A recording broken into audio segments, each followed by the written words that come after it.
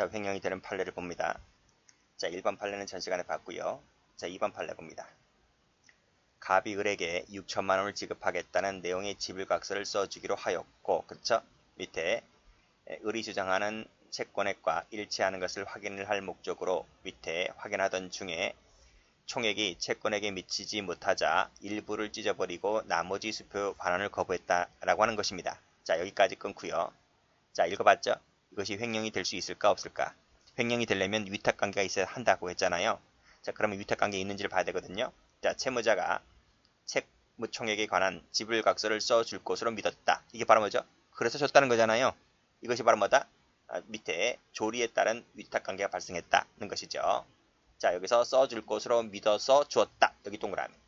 이게 바로 뭐다? 위탁관계 설정했다는 것인데 이 친구가 일부를 찢어버리고 나머지를 거부했다라고 하는 것이 바로 뭐다? 횡령죄가 된다는 내용의 판례입니다. 자, 3번도 임차인이 이사하면서 공장 내에 그 물건들을 그대로 두었다는 거죠. 이것도 밑에 보시게 되면 조리에 따른 위탁관계가 발생했는데 건물주가 이 물건을 멋대로 팔아버리고 반환 거부했다면 횡령죄가 된다는 내용의 판례입니다. 자, 밑에도 똑같아요. 자, 공사를 중단한 후에 인수한 을 회사가 잔여 공사를 진행하면서 갑 회사가 현장에 남겨둔 형틀, 이 남겨둔 형틀이 바로 뭐다? 위탁관계, 조리에 따른 위탁관계가 발생했는데 그 반환 요구 거부 불응한 것은 횡령죄가 된다는 내용의 판례입니다. 이 물건이 내 건 아니잖아요. 갑 회사 거지. 자, 그 다음. 자, 5번. 임야의 사적 명의자가 명예수탁자인 조부가 사망하였다. 수탁자인 조부가 사망했습니다. 그래서 그 자식인 부, 또 그 자식인 부들이, 그 자식들이 각각 상속인이 되었다는 거죠. 이 각각 상속인이 되었다는 것은 이 수탁자의 지위가 이 자식들에게 상속됐다라는 것을 얘기합니다. 그래서 밑에 보시게 되면 수탁자의 지위가 포괄 승계됐다는 것이죠. 그렇죠? 따라서 보관자의 지위가 승계됐기 때문에 반환 거부하면 횡령죄가 된다는 내용의 판례입니다. 자, 이 부분을 한번 노트를 통해서 보도록 합니다. 자, 노트 펴볼게요. 자, 요 판례인데요. 자, B가 신탁자입니다. 무슨 얘기냐? 자, 여기 임야가 있습니다. 임야를 불화받았습니다. 그래서 이 소유자가 지금 B가 소유자가 된 거예요. 자, 근데 무슨 꺼림직한 문제가 있으니까 이 친구가 이 땅을 이 A에게 명의신탁을 했단 말이죠. 그쵸? 즉 명의신탁을 했단 말은 자기 앞으로 된 명의를 A 앞으로 바꿨다는 거야. 그쵸? 그러니까 원래 실제는 내 겁니다. 실제는 B 건데 명의상으로만 A로 바꿔준 것 뿐입니다. 자, 그런데 이게 아주 옛날 얘기입니다. 수십 년 전 얘기인 거예요. 자, 이때 그러면 이 B는 뭐가 되죠? 명예신탁자가 되고 A는 명예수탁자가 되는 거잖아요. 근데 이 사람이 사망합니다. 사망하니까 지금 A 명의로 되어 있는 이 땅이 A가 사망함으로 인해서 상속받을 거 아닙니까? 그 자식들이. 그렇죠? 그래서 요 땅이 A 명의로 되어 있는 땅이 그 자식 A 다시라는 그 자식으로 상속되는데 이 A 다시도 사망합니다.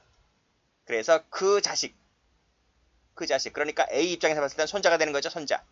A 다시라는 그 손자에게 상속됩니다. 그래서 이 땅은 지금 누구 명의로 된 거야?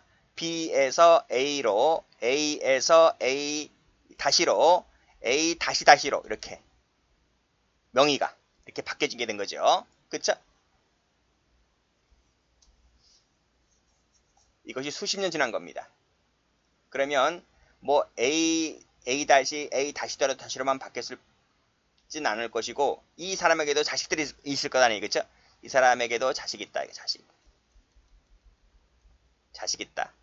근데 이 자식이 저기 알고 보니까 이 땅이 원래 우리 할아버지 건데 우리 할아버지가 이 A 다시의 할아버지에게 명신탁했다는 얘기를 내가 옛날부터 들은 적이 있거든.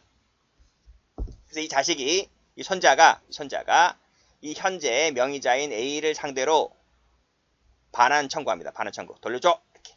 이거 원래 우리 할아버지 거야. 돌려줘. 라고 반환 청구 소송을 제기했는데 이 A가 돌려주지 않죠. 돌려주지 않거나 또는 지 멋대로 처분하게 되면 이것이 바로 뭐가 된다? 이것이 횡령이 된다 이런 얘기죠. 왜냐하면 자기 할아버지의 명예 수탁자라는 그 수탁자의 지위가 자기 아버지에게 또는 자신에게 이렇게 포괄 승계가 된 것이므로 따라서 이 A도 뭐다? 보관자의 지위에 있다 이거지. 보관자의 지위에 있으면서 그 B 측으로부터 반환 청구에 불응한 것은 횡령죄가 된다는 내용의 판례입니다. 그런 내용이 필기되어 있죠. 다시 오시면 자, 임야를 사정 불화받은 명의자로부터 그 수탁자인 자기 할아버지가 사망함에 따라서 그 수탁자가 뭡니까 여기서? 수탁자는 보관자가 되는 거 보관자. 법률상의 보관자의 지위가 할아버지가 사망함으로 인해서 자식들인 아버지, 그 자식의 또 손자가 각각 상속인이 되었다는 것이죠. 요 각각 상속인이 되었다는 것이 바로 뭐다? 보관자의 지위가 포괄승계되었다 이런 얘기입니다.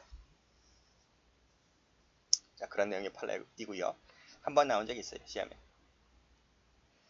자, 다음 6번 보시면 조합원 총회의 결의사항 등으로 규정한 규칙 이유에도 불구하고 조합 명의로 업무상 보관하던 주식을 보관하고 있네요. 그렇죠? 조합명으로 보관하던 것인데 이것을 조합원이 지 멋대로 팔아먹었다는 얘기잖아요. 그러면 조합에 대한 관계에서 횡령이 된다는 내용의 쉬운 판례입니다. 자, 여기도 마찬가지로 지부가 지금 보관하고 있잖아요. 근데 지 멋대로 사용했다고 했을 때 횡령이 된다는 내용의 판례고, 여기도 회사 땅이잖아요. 회사 재산이잖아요.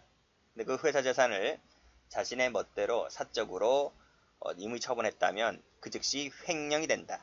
이때 주총이라든지 이사회 결의가 있었는지 없었는지 상관없이 그 즉시 횡령이 된다. 왜요? 위헌범이니까 결의가 있든 없든 간에 처분하면 횡령이 됩니다. 다음 판례 보죠. 자, 국민연금법 얘기 나와 있는데 사용자는 매월 임금에서 국민연금보험료 중 근로자가 부담할 기여금을 원천 공제하여 근로자를 위하여 보관하는 관계에 있다. 그죠? 기여금 동그라미. 보관하는 관계가 있는데 이 사용자가 어떻게 했다는 겁니까? 이를 납부하지 않고 공단에 납부하지 않고 지 멋대로 썼다는 거죠. 라고 했을 때 이건 공단돈이잖아요. 공단돈이기 때문에 횡령죄가 된다. 이 얘기입니다. 자, 밑에 사실관계 나와 있는 거예요. 국민연금 보험료 중에서 이 국민 근로자 기여금 용도가 특정된 물건이죠. 라고 했을 때 보관자가 그것을 지 멋대로 써버리게 되면 공단에 대한 관계에서 횡령죄가 된다는 내용의 판례입니다. 다음, 자, 요 1번 판례 체크 한번 해보시고, 자, 앞에 올라가서 여기 5번 판례 체크하시고, 두 가지 판례가 좀 비교되는 판례입니다. 자, 요 1번 판례 보기 전에 노트를 통해서 볼게요. 노트 여기 보세요. 여기. 똑같이 이 사실관계도 똑같이 여기 임야가 있습니다. 임야가 누구 거다? B 거란 말이야. B 거. B가 소유자입니다. 그래서 이 임야는 B 명의로 되어 있습니다. 그쵸? 역시 A에게 야, 이 네 명의로 좀 하자 라고 해서 명의신탁 약정을 맺습니다. 그래서 이 B 명의로 되어 있던 것을 A 명의로 해야 되는데, 왜냐하면 이 사람이 수탁자니까요. 그치? 근데 이 사람이 자기 앞으로 한다 하면서 자기 앞으로 안 해. 여기서는 뭐였어요? 여기서는 자기 앞으로 했죠. 그쵸? 해서 이 사람이 사망했고, 그래서 이제 자식이 자식으로 이제 상속 등기를 해가지고 했는데 또 사망하죠. 그러니까 또 상속이 발생해서 A-로 지금 포괄승계 된 거란 말이죠. 그렇죠? 그래서 이 첫 번째 사례는 보관자의 지위가 포괄상계가 되었기 때문에 횡령이 될 수가 있는 것인데, 이 두 번째 사례 같은 경우는 이 A라는 할아버지가 자기 앞으로 등기를 안 해요. 야갔단 말이에요. 안 하고 바로 자기 자식 앞으로 등기를 해버려. 자신 앞으로, 자식 앞으로. 자기 명의로 안 하고, 즉 A 명의로 하지 않고 A 다시 명의로 한답니다. A 다시 명의로. 그쵸? 자, 근데 그러면 이 임야가 A 다시로 돼 있지? 그렇잖아요? 자, 나중에 이 B 측으로부터 반환 청구 청구를 당하는데 A가 거부합니다. 거부해서 지금 멋대로 처분하게 되면 이것은 횡령이 될 수 있을까 없을까? 횡령이 안 된다는 거지. 왜냐하면 이 사람은 보관자가 아니니까. 보관자는 자기 아버지였지. 아버지나 아버지 쪽이었지. 나는 이 사람하고 위탁관계를 맺지 않았는데요. 그래서 A-는 B측과는 보관자 이 지위가 있지 않기 때문에 처분했다 할지라도 횡령이 되지를 않습니다. 이렇게 생각하시면 돼. A-가 누구냐면 종중 대표야. 종중 대표. 종중 대표야. 이 임야는 종중 땅이야. 종중 땅. 종중 땅인데 이 종중 대표가 이 임야 종중 땅을 자기 명의로 하지 않고 자기 자식 명의로 해놓은 거야. 이렇게. 근데 나중에 이 땅이 개발이 됩니다. 그 보상금이 엄청나게 나와. 수십억이 나와. 수십억. 그것을 누구한테 주겠습니까? 건설사가 누구한테 돈을 줍니까?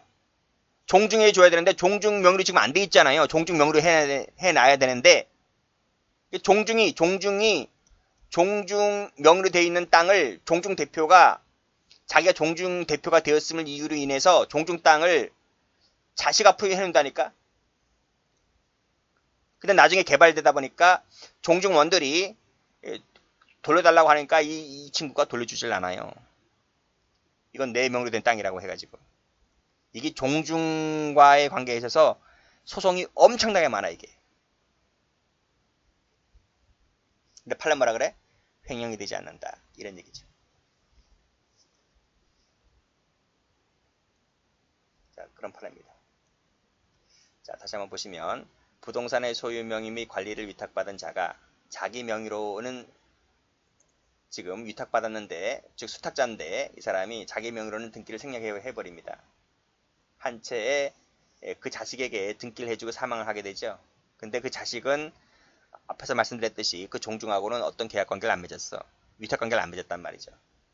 그래서 이것은 어떤 지위를 취득했다거나 보관자의 지위를 취득했다거나 승계된 것은 아니기 때문에 따라서 위탁자에게 있어서 반환을 거부한다 하더라도 횡령이 되지 않는다는 판례입니다. 아시겠죠? 이 판례가 더 출제가 많이 됐어요. 그래서 여기서 키워드는 생략했다 이겁니다. 생략했다. 자, 됐고. 자, 다음 판례입니다. 자, 발행인으로부터 일정한 금액의 범위 내에서 액면을 보충 할인해 달라는 의뢰를 받고, 자, 어음을 교부받아 보관 중이던 자가 발행인과의 합의에 의해서 합의 미칠 것이고, 요 합의라는 것이 의뢰라는 부분 때문에 뭐 위탁관계를 설정했다라고 볼 수도 있습니다. 그런데 그 합의에 의해서 정해진 보충 한도를 넘어 보충했다고 한 부분이잖아요. 넘었다 세모찍게요. 그 넘었다는 부분은 위탁관계를 초과했다는 부분이기 때문에 위탁관계를 초과하라 했다는 부분은 그 초과 부분에 대해서는 위탁관계가 없다는 얘기나 마찬가지 아니겠습니까? 그래서 그 부분은 보충권 남용행위로 인해서 생겨난 새로운 약속음에 해당되는 부분이라서 이 새로운 이라는 이 부분은 위탁관계를 초과했다는 부분이기 때문에 따라서 보관자의 지위에 있지는 않겠죠. 따라서 그 어음을 자신의 채무 변제죄로 제3자에게 교부해서 임으로 사용했다 손치더라도 이것은 보관자의 지위가 아니기 때문에 횡령죄는 될 수가 없고요. 기껏해야 배임죄가 될 뿐이다. 이런 말입니다. 즉 타인 사무 처리자가 임무위배하여 손해 발생한 부분이기 때문에 배임죄가 될 여지는 있다는 내용의 판결인데 출제가 여러 번 됐습니다. 자, 다음 부동산 매수인이 매매대금 완납 전에 그 목적물을 담보로 하여 금전을 차용함에 있어서 매도인 승낙을 받는 한편 매도인과의 사이에 그 금액의 일부는 매도인에게 우선 교부해 주기로 약정을 했다는 것입니다. 나머지는 다른 쪽으로 해서 주기로 약정했던 부분인데 이를 전부 교부받아 임으로 소비했다는 부분인데요. 여기서 일부는 이렇게 주고 나머지는 저렇게 주겠다는 이 약정은요. 이 약정은 위탁관계를 설정하는 그 위탁 약정이 아니죠. 그렇죠? 어떤 약정입니까? 그 약정은 매매 잔대금 지급 방법 하나를 정한 것에 불과할 뿐이다. 그 매매 잔금을 이런 식으로 줄게, 저런 식으로 줄게 라는 그 지급 방식을 정한 것에 불과할 뿐이지 위탁관계를 설정한 약정은 아니기 때문에 따라서 보관자의 지위는 없다는 것이죠. 그래서 매수인이 그 금액 일부를 매도인에게 주지 아니하였다 할지라도 이 사람은 보관자가 아니기 때문에 횡령죄가 되지는 않는다는 그런 내용의 판결입니다. 다음 판례입니다. 자, 이 판례는 최식은 판례인데요. 출제 가능성 높아요. 그래서 여기를 별표 칠게요. 자, 꺽쇠 2번을 이해를 하려면 꺽쇠 1번을 좀 이해를 해야 됩니다. 자동차에 대한 소유권 득실 변경은 등록을 함으로써 효력이 생기죠. 우리가 새로이 차량 한 대를 구입을 하면 구청에 가서 자신 앞으로 등록을 했을 때 이 차량에 대한 소유권을 취득할 수 있는 것이 원칙인 겁니다. 그런데요, 당사자 사이에 있어서 소유권을 명의자 아닌 자가 보유하게 한다는 그런 약정이 있을 때에는, 그러한 특별한 사정이 있을 때에는 그 명의자 아닌 자가 소유권을 취득하게 되는 경우도 있죠. 그런 경우가 어떤 경우입니까? 리스 차량일 때 그래요. 자, 리스란 말은 해석을 하면 임대란 얘기죠. 임대. 그래서 리스 회사와 이 차량 소유자의 관계에 있어서 뭐 3년 약정, 5년 약정 그렇게 기간을 정해놓고 이제 차를 빌려 쓰게 되는 거죠. 그렇게 하는 이유가 뭐냐면 세금 절세 효과 등의 효과가 있기 때문에 요즘 현대인들은 요 리스 차량을 많이 구입해서 타고 다닙니다. 자, 꺽쇠 2번 가볼게요. 피고인이 피해자 측으로부터, 피해자가 이제 리스 회사입니다. 리스 회사, 그렇죠? 실제 소유주입니다. 이 차량을 매수하면서 피고인이 매매 대금 지급에 가름해서 피고인이 공공캐피탈, 요 공공캐피탈이 바로 소유권자가 됩니다.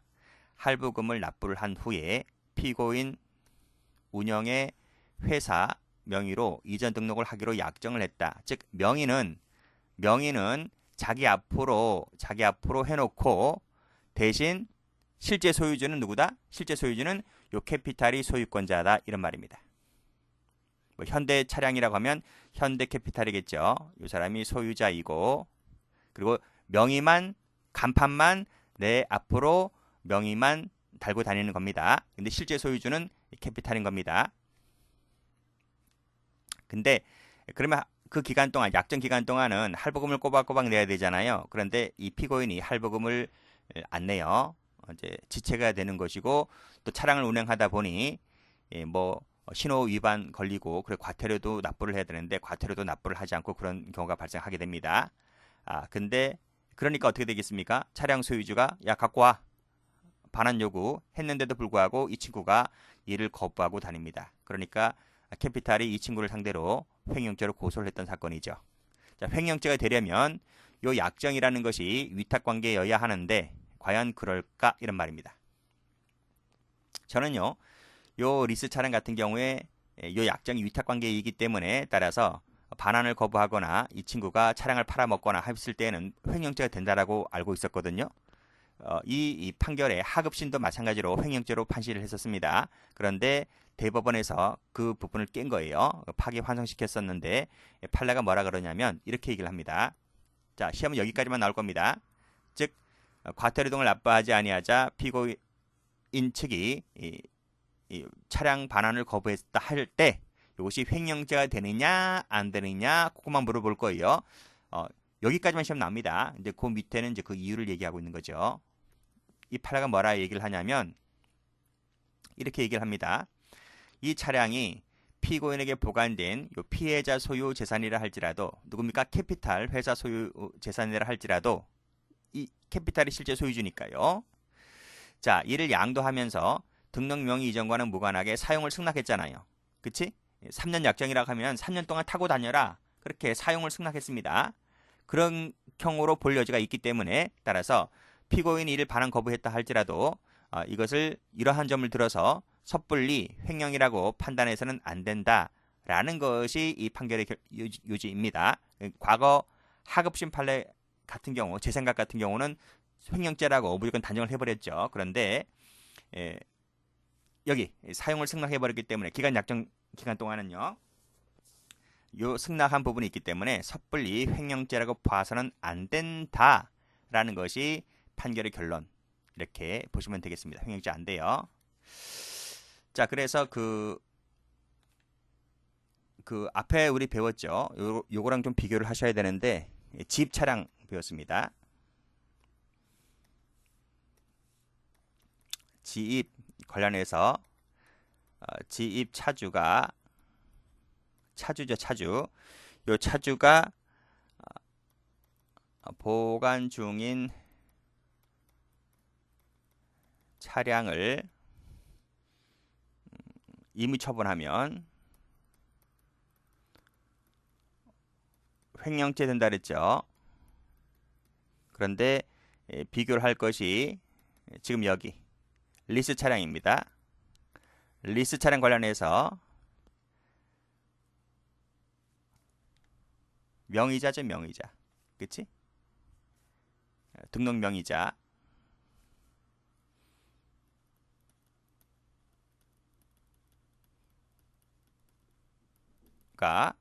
보관 중인 차량을 뭐 이번에 임의 처분한 건 아니죠. 여기 거부했죠. 거부. 반환 거부했을 때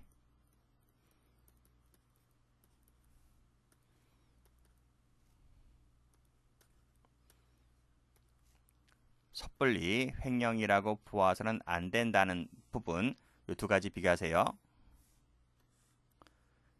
집 차주는 되는데 리스 차량 명의자는 안 된다. 됐습니다.